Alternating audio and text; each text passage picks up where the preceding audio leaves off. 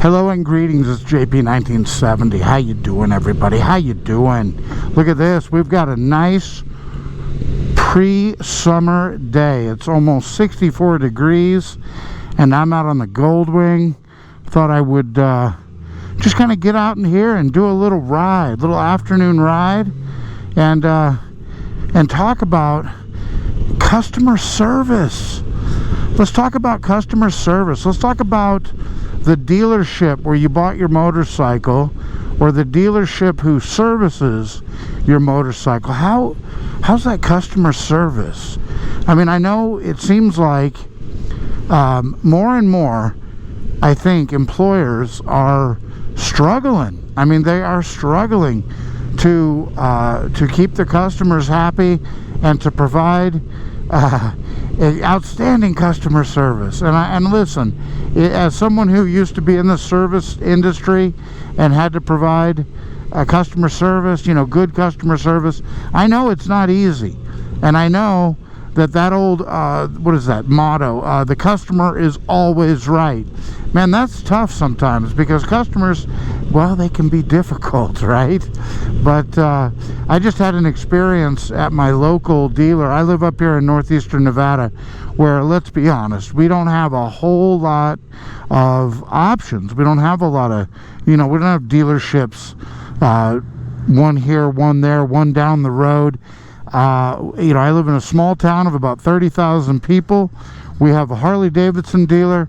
We've got a Kawasaki, Honda, Suzuki, you know, every KTM, everything else kind of dealer.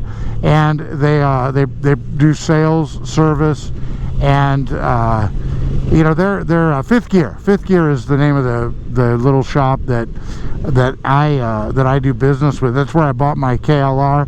That's the shop that actually serviced this when I bought it. I traveled over to Salt Lake City and bought this at a big dealership, right? And then brought it back here and found there was a recall, and my local shop took care of it for me. So, you know, I just had a great experience with my local dealership today, and I just wanted to talk about it. I just wanted to get out and kind of celebrate how nice it is to have a good dealer to work with and to take care of your needs. So if you follow my channel, you know that I'm really not a mechanic by any stretch of the imagination. I don't, you know, I mean, I can do an oil change, I can add some mods, but you know, I'm not a guy who services my bike. That's just not my thing. And so what happened was I had this, or I have this 2022 Kawasaki KLR. That's my other bike. This is my 2018 Honda Goldwing. And so what happened was I'd had the 600 mile service done on the KLR, and then I've just been riding the heck out of it, right? And I did buy it from the dealership, this dealership that I went to today.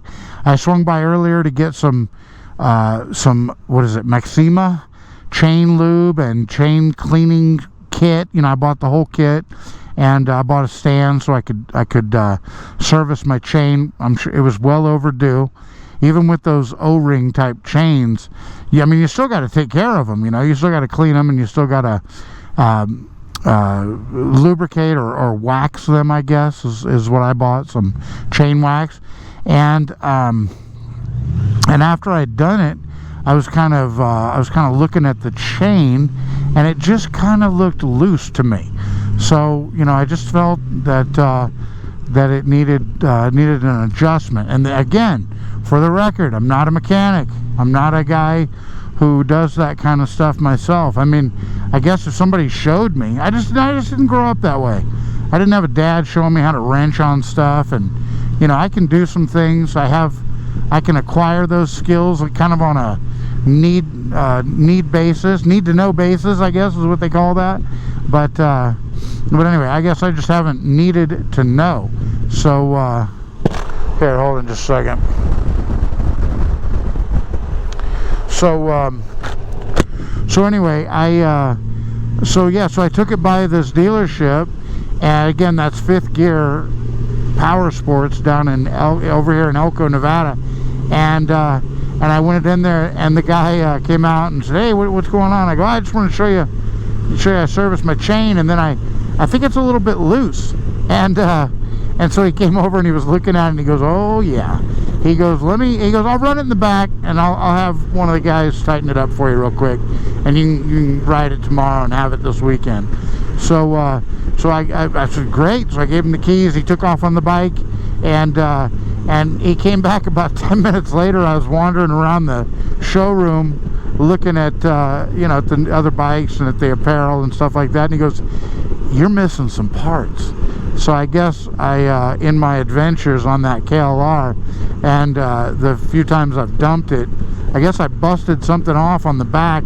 Here, I'll put a picture in right here, and it shows kind of the end of the swing arm where there should be a cover piece, and I guess that works with the chain tensioner, so then you can apply pressure or tighten up the chain. Listen to me, I don't even know what I'm talking about exactly, but anyway, look at this picture. Those parts are missing. I just had the bolt, and one of the bolts was bent, so not good, right? Not good. So anyway, long story short, he Charlie's his name. He goes, "I'll tell you what, why don't you leave it with us, and we'll get the part ordered, and we'll put a service tag on it, and we'll get this fixed for you real quick."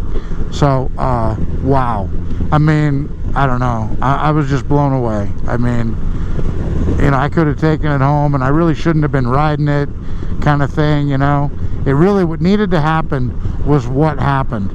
The bike stayed at the dealership till they could order the parts and get it fixed, and that's exactly what's happening. So I just can't say enough about 5th Gear PowerSports and Elko.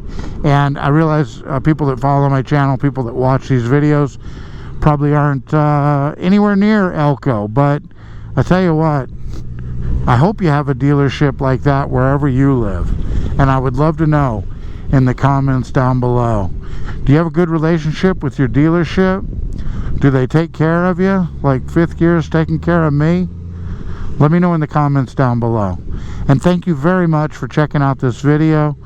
I appreciate very much you taking the time. I appreciate very much you taking the time to watch this video. It's your pal JP1970. Stay safe out there, everybody. I'll see you in the next one. Bye-bye.